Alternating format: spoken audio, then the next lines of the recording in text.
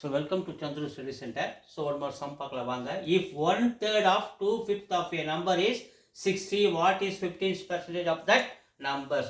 1/3. 1/3 of means multiply 2/5.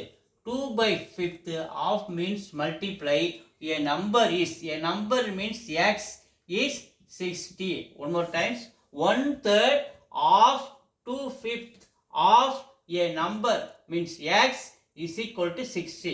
First இந்த நம்பரோட value நம்ம கண்டுபிடிப்போம். ஸோ இதை 1 into 2 2 3 into 5 15 multiply x is equal to 60. So எக்ஸோட வேல்யூ நமக்கு வேணும். எக்ஸ் தான் அந்த நம்பர். எக்ஸோட வேல்யூ வேணும்னா இந்த ரைட் சைடில் இருக்கிற 60 அப்படியே வச்சுக்கிறோம். இந்த 2 by 15 ஈக்குவலுக்கு அந்தாண்ட போகும்போது தலைகிட 15 by 2ன்னு மாறாரு. ஸோ 2 டேபிள் அடிக்கிறோம். இந்த 30 30 times 60 ஆச்சா 2 டேபிள் 30 times. அப்போ 13 into 15. ஸோ 3 டேபிளில் மல்டிபிள் பண்ணுங்க.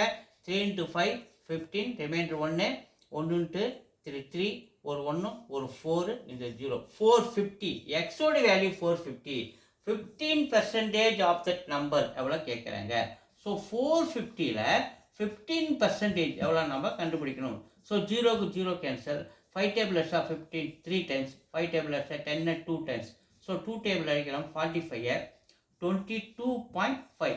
அப்போ 22.5 into 3 3 5s are 15 reminder 1 3 into 2 6 ஒரு 1 7 3 into 2 6. ஸோ ஒரு டெசிமல் தள்ளி புள்ளி இருக்கிறதுனால இங்கே ஒரு டெசிமல் தள்ளி புள்ளி வைக்கிற ஆன்சரில் 67.5 தான் அதனுடைய 15% of that number 1 is the answer. Thank you.